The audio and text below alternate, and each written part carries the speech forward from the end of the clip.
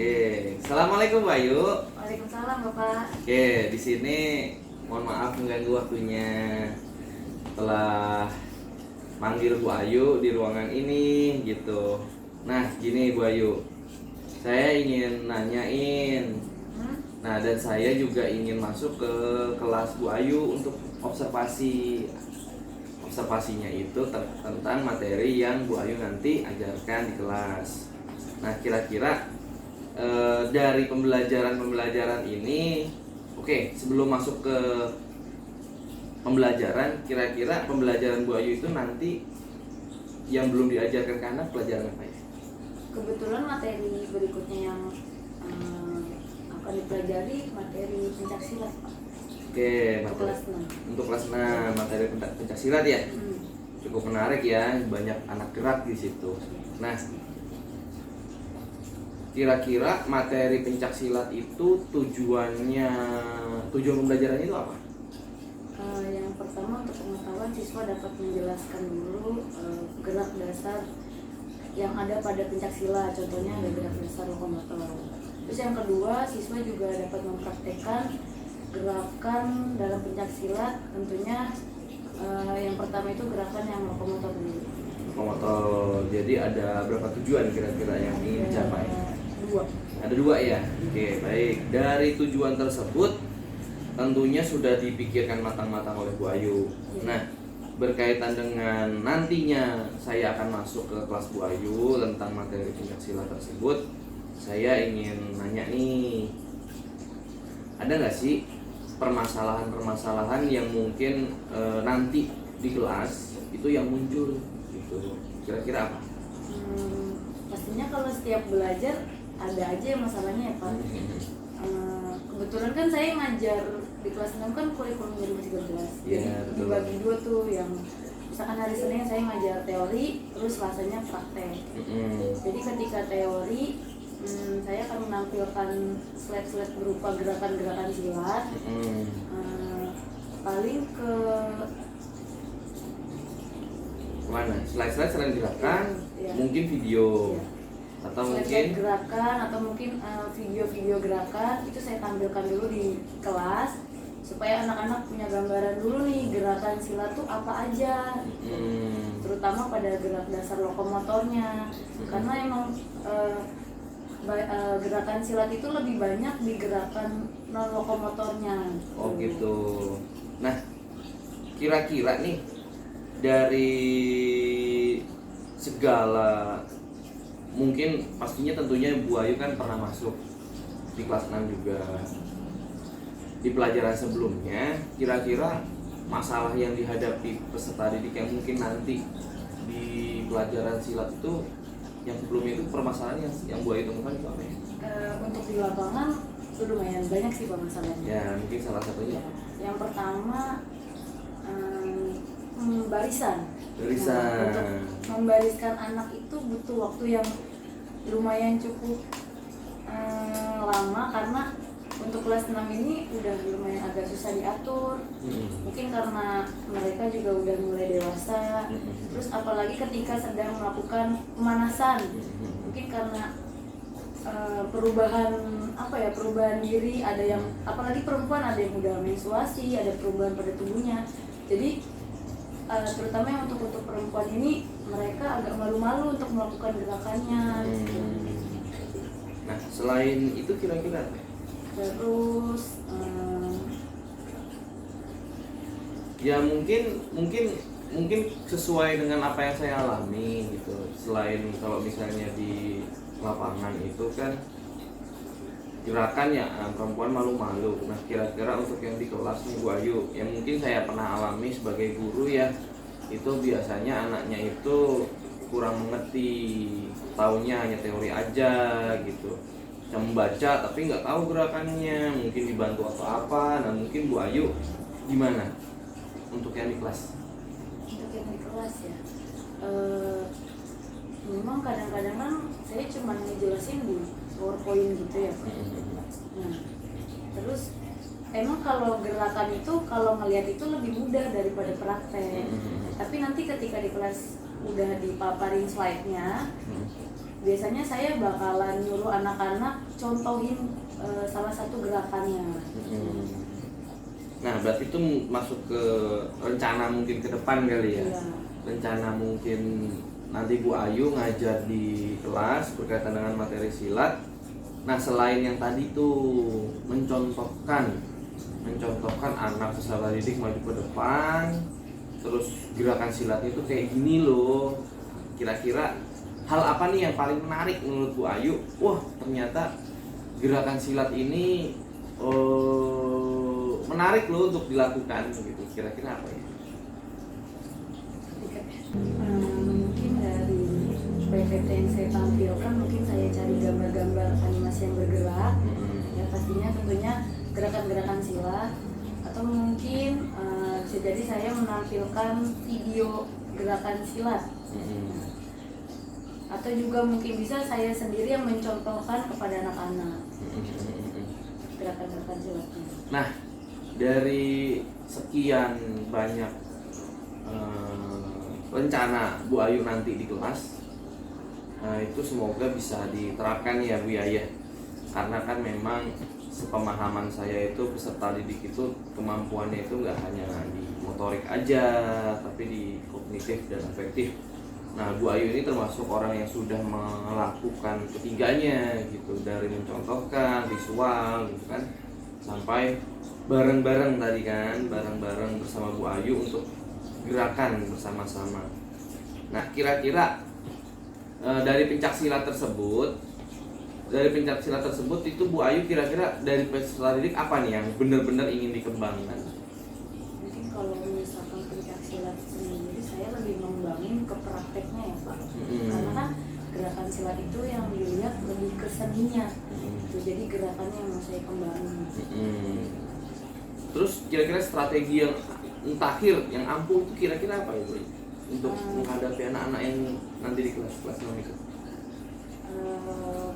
Ya yang tadi saya bilang Pak, saya jelasin dulu, kasih lihat gambarnya, terus saya contohkan juga, terus anak-anak mencoba, dan gak lupa saya memberikan media-media pembelajaran. Contohnya kan ini pola langkah dalam pencaksilat. Jadi saya menggunakan medianya itu menggunakan garis.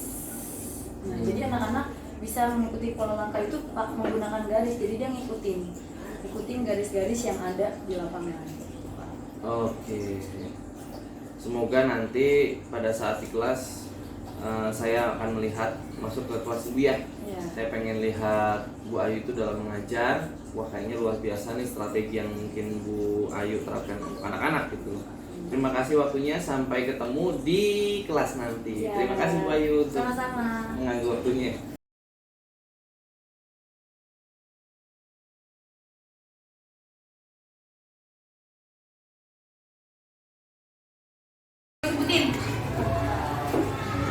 Tiga, yang pertama memberikan keterampilan gerak, kayak melatih mental.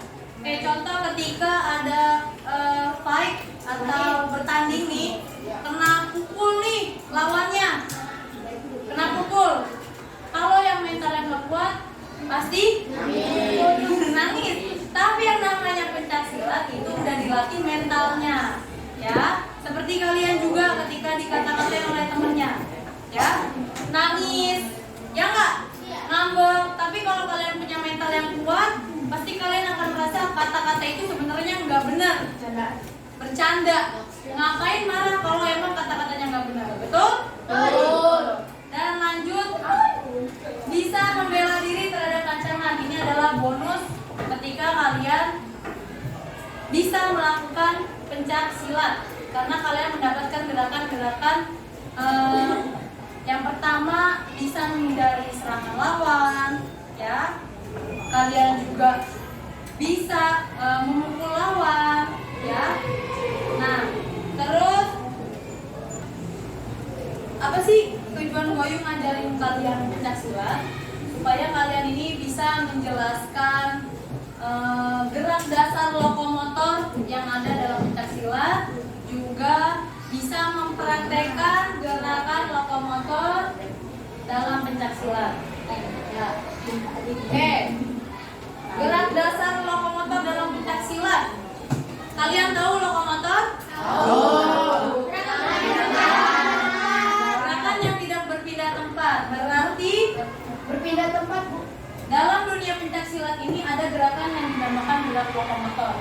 Nah, gerak lokomotor yang ada dalam pencak silat ini guna memindahkan tubuh kalian dari satu tempat ke tempat lain. Contohnya, menghindari dari musuh kalian ada pindah nggak? Ada. Nggak mungkin kan hindarin musuh cuma diem aja, nggak mungkin kan? Yang ada bonyok. Terus mendekati musuh. Ketika kalian udah bisa melawan musuh, kalian mendekati, ada langkah nggak ke depan? Ada. Pindah nggak? Itu yang namanya gerak lokomotor. Pencet merah. Pencet dulu. Udah, Bu.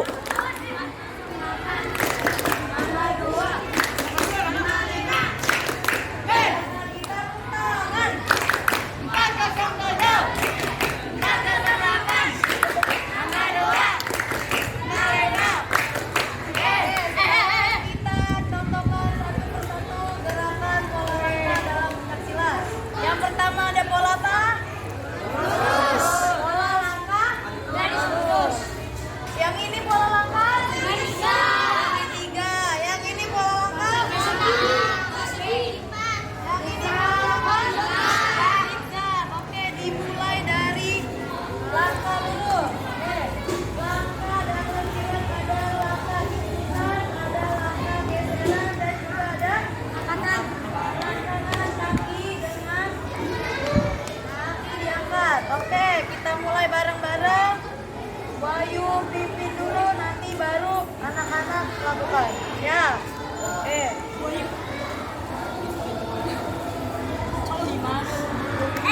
Up. Oke, langkah ke depan. Up. Oke, bisa? Oke, coba bareng-bareng. Siap. 1, 2, 3. Up.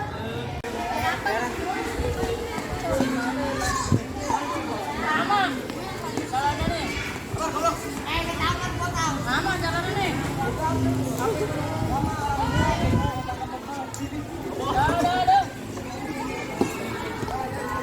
Yo, Bu Ayu rekam nih.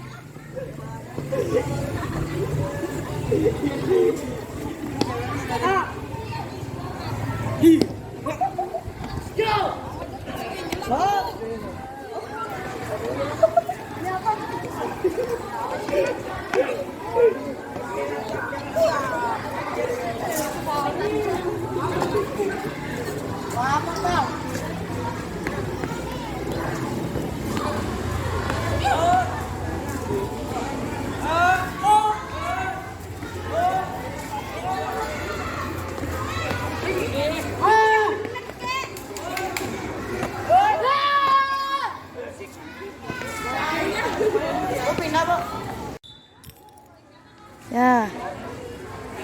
Sip. Oke, yuk lanjut Gaby. Oke. Ya.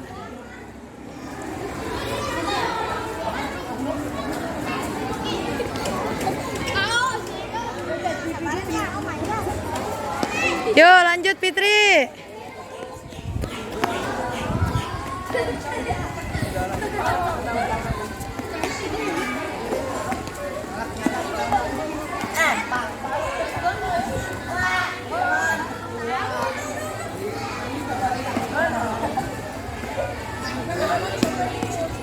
Kelompok 1, pola langkah segitiga.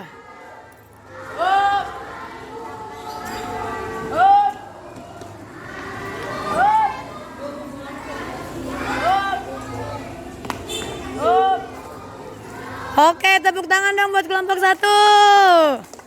Ya, kelompok 2.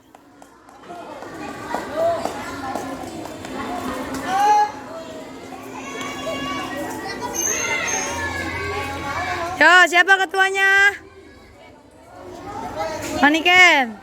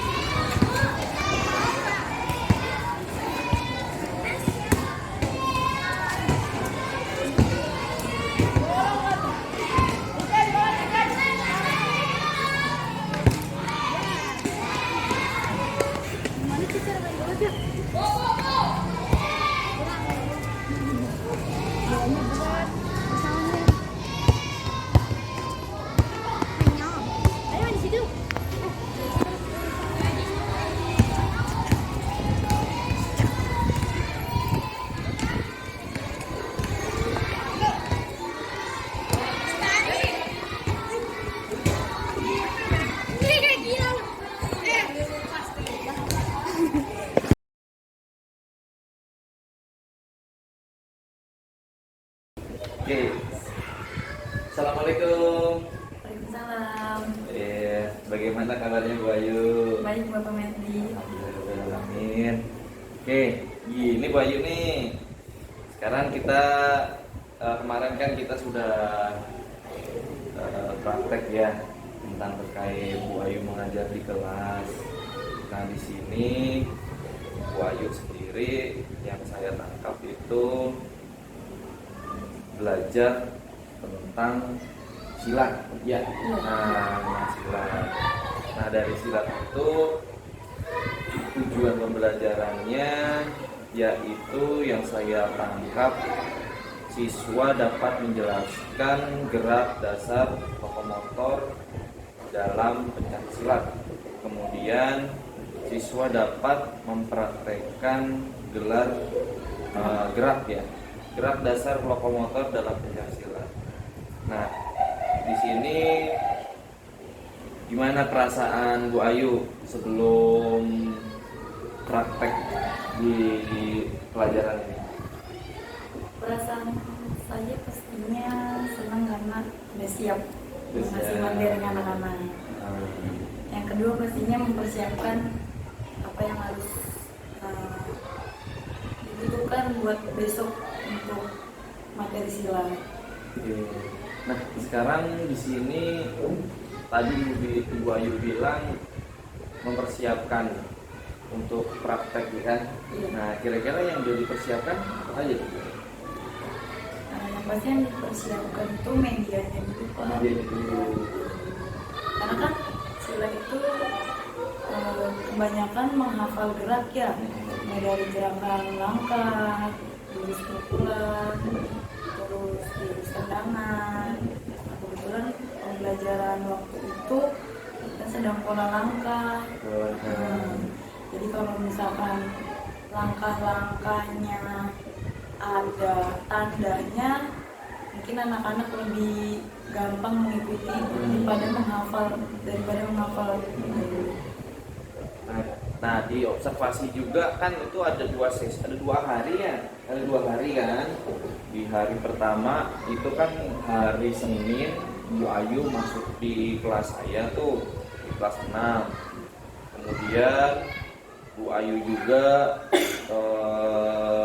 untuk melakukan prakteknya tuh di lapangan di hari Jumat kan ya. Nah, kemudian pada persiapan mengajar di hari Seninnya itu apa aja tuh? Lebih spesifik lagi dulu. Karena belajarnya di kelas, jadi saya menyiapkannya bagian itu PowerPoint, jelasin materinya dulu. Terus selain PowerPoint juga video, saya juga setel video silatnya. gitu. Baik. Jadi anak-anak ada gambaran. Ada gambaran nanti ketika pada saat di lapangan ya. Iya. Oke. Nah, kemudian di hari Jumatnya itu kan pasti ada persiapan lagi tuh dalam belajar anak-anak untuk prakteknya. Itu persiapannya. Persiapannya kan materinya karena pola langkah ya Pak Medi. Jadi yang saya siapin itu lakban dulu nih. Lakban. Jadi lakban itu saya bentuk pola-pola langkah silat.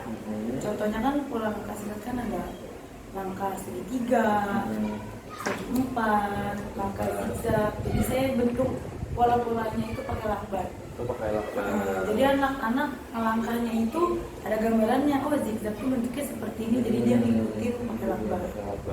Luar biasa ya Bu Ayu. Nah, kemudian itu kan sebelum ya perasaan terus persiapannya. Nah, pada saat observasi nih, pada saat pelaksanaan di hari Senin, perasaan Bu Ayu gimana? Kan nggak biasa tuh ketika pada saat Ibu Ayu ngajar tanpa dilihat dan sekarang dilihat nih, perasaannya pertamanya gimana? Perasaannya biasa kan ngajar nggak dilihat ya.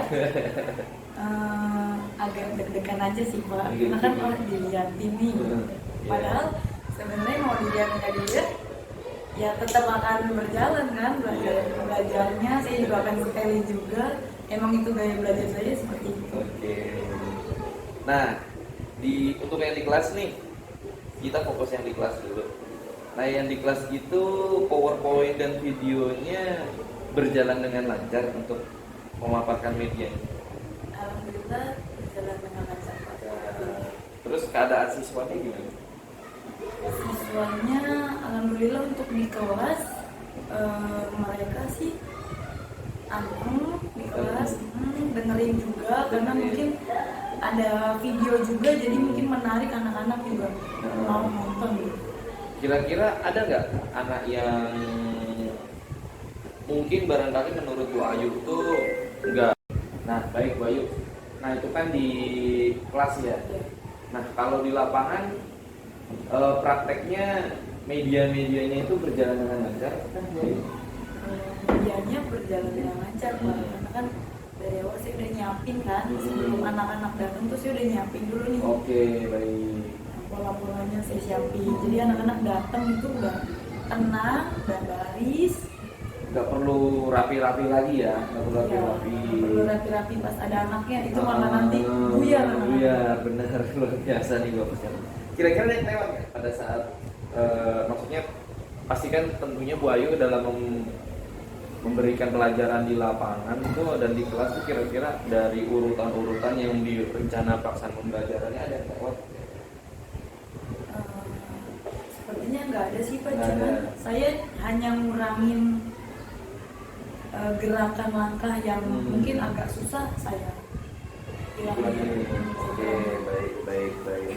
Nah, ada nggak perbedaan perasaan itu dari pembelajaran di kelas sama di lapangan? Dari Bu Ayu sendiri, anak-anak mungkin dari internal ibu sendiri atau dari anak-anak perasaan? Ada Pak, ada Ada perbedaannya. perbedaannya.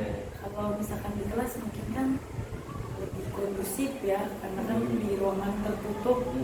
Berbeda dengan kalau kita ngajar di lapangan. Yang pertama harus nyiapin dulu suara. Kalau misalkan suara kita kecil pun terkadang nggak didengar sama anak. Oke, baik. Itu luar biasa ya.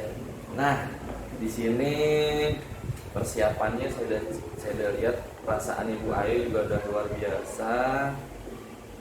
Nah, di sini saya sudah melihat berkaitan dengan observasi Bu Ayu juga sudah menampilkan PowerPoint dan video. Alhamdulillah nih anak-anak untuk yang di kelas menarik banget gitu kan. Nah, di sini ditampilkan juga sesuai dengan materi yang disampaikan gitu. Luar biasa. Nah, menurut Bu Ayu ini menurut saya ya, penilaian saya, ini anak-anak berkaitan dengan tampilan itu Bu Ayu menarik gitu. Nah, sekarang menurut Bu Ayu dari tampilan PPT dan video Bu Ayu paparkan di anak-anak ya, menurut Bu Ayu apakah sudah puas Bu Ayu? Sebelumnya kalau bilang udah puas, belum ya Pak, pasti masih ada kekurangan. Ada kekurangannya ya. Oke, baik. Kemudian di sini peserta didik juga antusias nih mengikuti pembelajaran. Menurut Bu Ayu sendiri, apakah ada yang kurang? Mungkin ada beberapa anak yang di kelas Yang menurut Bu Ayu kurang gitu ya? kurang apa ya, memperhatikan, mungkin bosen atau mungkin PowerPoint-nya gambarnya kurang menarik atau apalah yang mungkin bukan selera anaknya. Oke, nanti akan tinggal disesuaikan dengan kemampuan anak ya. Oke, di sini guru sudah memodifikasi lapangan sesuai dengan pola langkah. Ini sudah saya juga menilai sudah sesuai karena sudah membuat lakbannya. Mungkin ada yang ke depan beli lakban atau ada yang lebih baik daripada lakban?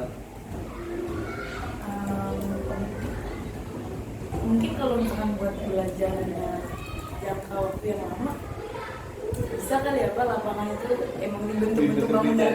Oh gitu ya. Biar Mungkin nggak persiapan. pasang. Gitu. Nah, di sini memberikan kesempatan lebih banyak kepada peserta didik dalam melawan, dan saya lihat juga bergantian ya. Yang saya lihat tuh laki-lakinya gantian, terus perempuannya gantian. Gitu. Ini luar biasa lah. Saya ngelihat sih Bu Ayu nih guru yang lengkap yang sudah menyiapkan materinya, kemudian mempraktekannya juga tidak ada yang tertinggal dan tersusun juga gitu. Nah, bagaimana perasaan ibu setelah diobservasi? Setelah diobservasi agak lumayan apa ya,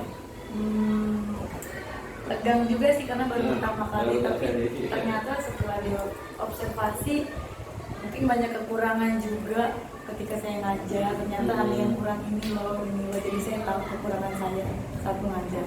Oke. Menurut saya sih memang Bu Ayu ini berkaitan dengan mengajar itu kurang pedenya ketika dilihat sama orang gitu. Kurang pede kayaknya, ada yang ngeliatin ini, ada yang salah nggak ya? Padahal Bu Ayu sendiri mengajar sama anak-anak tuh ya cukup baik gitu loh. Bukan hanya, bahkan tidak ada kekurangannya gitu lah. Tapi dengan adanya kehadiran saya melihat Bu Ayu di kelas, di lapangan, wah Bu Ayu kok jadi agak terbatas nih ngomongnya, gerakannya gitu.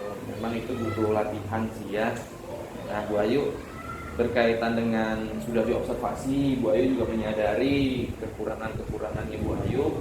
Kira-kira ke depan Bu Ayu sendiri apa nih yang pengen digali atau ditingkatkan kemampuan Bu Ayu nih terkait masalah pembelajaran di kelas dan di lapangan? Untuk ini sih yang mau saya rubah nggak apa-apa. Yang mau saya rubah mungkin karena kelas 6 ini kan sudah mulai masa di mana anak-anak itu berkembang, terus juga sudah dewasa. Ada beberapa juga perempuan yang udah menstruasi. Mungkin agak sulit buat saya kalau di lapangan tuh olahraga digabung laki-laki dengan perempuan, karena perubahan tubuh juga. Jadi mereka juga, yang perempuan ini juga sedikit agak malu untuk melakukan gerakan-gerakan. Jadi gimana nih caranya biar saya bisa bikin anak yang perempuan ini juga ikut gerak gitu, nggak malu-malu, pede gitu. Jadi saya ikutan juga, anaknya nggak pede, saya juga jadi nggak pede, apa pembelajaran sayanya kurang, apa gimana gitu. Terus juga baris berbaris, pastinya kalau berolahraga itu memang permasalahannya saat baris juga sih Pak. Baris itu lumayan agak repot dan memakan waktu lumayan cukup lama, karena kan ada beberapa anak juga yang susah diatur. Terus ada juga yang masih di atas kadang-kadang. Jadi ada aturan-aturan yang memang harus saya buat, dan gimana caranya supaya anak-anak tuh bisa langsung kumpul, langsung rapi. Mungkin saya bikin ice breaking supaya anak-anak juga timbul semangatnya. Oke, di sini ada beberapa yang Bu Ayu utarakan terkait masalah anak-anak yang malu ya. Memang hal yang wajar menurut saya, karena memang anak-anak sekarang tuh perubahan bentuk tubuh yang perempuan khususnya ya cukup signifikan kalau saya bilang. Nggak biasa-biasanya, memang di umuran saya tuh anak-anak SD tuh belum sebentuk itu gitu kan. Nah, ternyata anak SD sekarang tuh wow, luar biasa perubahannya. Dan laki-lakinya nggak hanya perempuan, laki-lakinya juga perubahannya juga cukup signifikan. Bahkan di kelas saya sendiri ada yang sudah berkumis, kaki juga udah iya, suaranya juga udah berat. Ya, itulah perubahan. Memang perubahan anak-anak sekarang tuh cukup signifikan. Kadang kaget gitu ketika melihat bentuk tubuh yang berbeda dengan temannya gitu. Sehingga yang dilihat orang itu malu, karena yang melihatnya itu kayaknya nggak pindah-pindah gitu, fokus gitu. Iya, itu pasti sebagai sebuah perhatian kan. Tapi memang itu harus dibatasi dan harus diingatkan ke anak-anak, khususnya ini kan kelas saya juga nih Bu Ayu nih. Bu Ayu juga praktek di kelas saya sebagai wali kelas juga mengingatkan untuk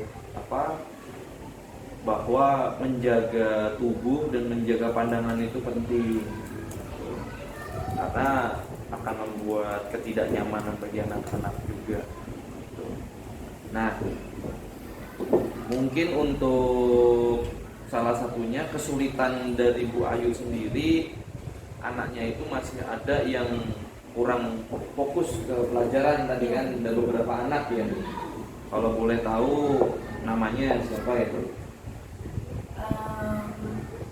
Yang kurang fokus di lapangan sama di kelas orangnya sama Pak. Iya. Namanya ada 2 sih Pak. Oh, iya. Iya. Namanya Raffi dan Raka. Oke. Tapi kalau misalkan anak itu dipisahin, untuk yang namanya Raffi masih bisa lah dipegang sama gurunya. Tapi kalau udah disatuin, wah fokusnya hilang. Bismillah, Raffi sama Raka. Kira-kira bikin ulangnya gimana tuh, Bang? Jadi dia apa ya, asik sendiri, kadang juga kalau di lapangan nih turun paling lama Pak. Saya nggak tahu tuh ngapain di atas. Dan apa ya, kurang takut sih sama hukuman kalau menurut saya. Iya Iya, benar. Emang itu anak agak lain ya. Sendiri itu agak lain. Bu Ayu sendiri sudah bertemu sama orang tuanya berkaitan dengan permasalahan. Kalau bertemu orang tua sih belum. Ya. Jadi memang ini anak agak lain ya, karena kebetulan anak saya sendiri di kelas. Saya sih beberapa kali komunikasi sama orang tuanya, memang si Raka khususnya itu anak yang bermasalah sama orang tuanya, aliasnya nggak akur gitu, nggak akur sama orang tuanya, sehingga dia datang pulang ke rumah ya cuma numpang tidur aja. Terus sekolahnya juga sama gurunya juga kurang begitu peduli gitu untuk pelajaran. Yang penting dia hadir, datang sekolah, pulang, udah hanya menggugurkan kewajiban. Apakah itu anak satu-satunya Pak? Anak satu-satunya atau punya adik? Ada kakaknya, cuman yang paling bermasalah emang kakaknya sih anaknya bagus. Nah, untuk si Raffi itu memang orangnya agak ikut-ikutan ya sama si Raka. Cuman masalahnya ya karakternya itu ngikutnya kayak yang salah, akhirnya ke bawah-bawah. Nah, barangkali Bu Ayu punya tips untuk menghadapi fokusnya si Raka Raffi itu untuk di pelajaran berikutnya, Bu Ayu. Apa ya? Mungkin lain kali saya di kesepakatan kelas dulu kali ya Pak. Kesepakatan kelas gimana caranya supaya anak-anak tuh datangnya tuh tepat waktu di lapangan. Terus yang kedua, mungkin anak-anak yang gak fokus ini saya barisin paling depan biar lebih fokus. Selain itu, Bu Ayu, ada lagi selain kesepakatan kelas? Menjadikan ketua biasanya Pak. Menjadi ketua. Jadi kan kalau misalkan pemanasan gurunya di depan, biasanya kan kelas fokus tuh yang bercanda. Biasanya saya jadikan ketua anak-anak yang seperti Pak, biar dia yang mimpin. Biasanya berhasil ya Bu Ayu ya. Ini cukup baik lah ya Bu Ayu ya. Kira-kira menurut Bu Ayu yang paling efektif tuh yang mana Bu Ayu, selain tadi yang pertama apa?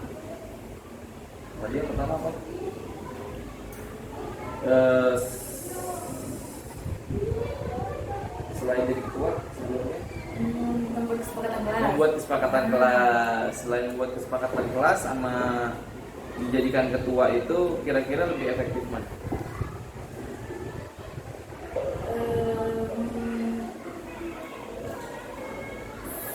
Kalau ditanya efektif, sebenarnya better sih pada dua-duanya. Karena kalau yang pertama, kalau misalkan jadi ketua, itu pastinya setiap pelajaran dong. Ya. Tapi kalau misalkan dari kesepakatan kelas, namanya juga anak-anak, pasti kadang kesepakatan kelasnya berjalan dengan baik, kadang juga diingkarin juga.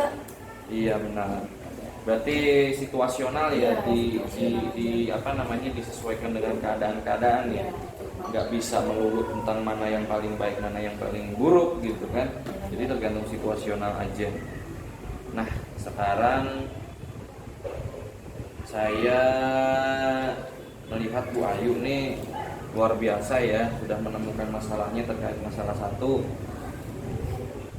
Permasalahan Bu Ayu tuh anaknya tuh kurang kondusif pertama, dan itu udah dijawab sama Bu Ayu sendiri dengan cara membuat kesepakatan kelas dan kemudian dijadikan pemimpin kan di situ. Tuh luar biasa.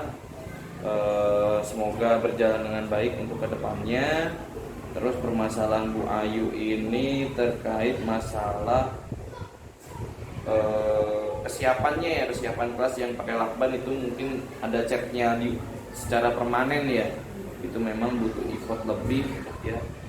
Terus masalah PowerPoint Bu Ayu, kalau saya lihat sih Bu Ayu udah menarik banget nih PowerPoint-nya, namun Bu Ayu masih kurang puas ya. Mungkin PowerPoint-nya belum ada yang gerak-gerak kali ya, masih monoton. Iya, belum ada animasi gerak-gerak ya Pak. Jadi mungkin anak-anak ini gambarnya diem, jadi mungkin Ya. nggak menarik. Ya, dari situ luar biasa banget ya. Nah, udah tahu nih kelemahan Bu Ayu. Padahal saya sudah menilai Bu Ayu itu udah luar biasa. Ternyata namun Bu Ayu masih kurang puas. Mungkin itu bisa ditingkatkan lagi nih Bu Ayu untuk kedepannya. Nah, bagaimana perasaan Bu Ayu nih setelah praobservasi saya ngomong apa Bu Ayu ini mau melaksanakan apa, terus saya datang diobservasi, saya melihat Bu Ayu bagaimana. Nah sekarang setelah diobservasi, Bu Ayu bagaimana perasaannya? Sebenarnya saya berterima kasih banget karena dengan adanya observasi ini saya jadi tahu gitu cara belajar saya yang kurang itu di mana. Jadi tahu cara ngadepin anak-anak gimana, baik yang benar. Terus sama gimana sih secara saya ningkatin cara ngajar saya ke anak-anak. Oke, luar biasa. Oke, terima kasih Bu Ayu. Semoga percakapan ini Bu Ayu lebih mahir lagi dalam mengajar. Kemudian nggak gemeteran lagi ketika diobservasi. Terus kemudian lebih peduli lagi sama anak-anak, karena memang Ibu Ayu udah melihat ada satu anak yang nggak kondusif nih dan nggak mau ikutin. Tandanya Ibu Ayu tuh peduli sama anaknya, nggak hanya sekedar ngajar. Semoga lebih peka lagi kemampuannya dalam melihat anak yang mungkin butuh dan pendampingan secara ekstra ya. Gitu, Bu Ayu. Terima kasih banyak waktunya. Semoga Bu Ayu tetap meningkat, jangan patah semangat, dan sampai jumpa.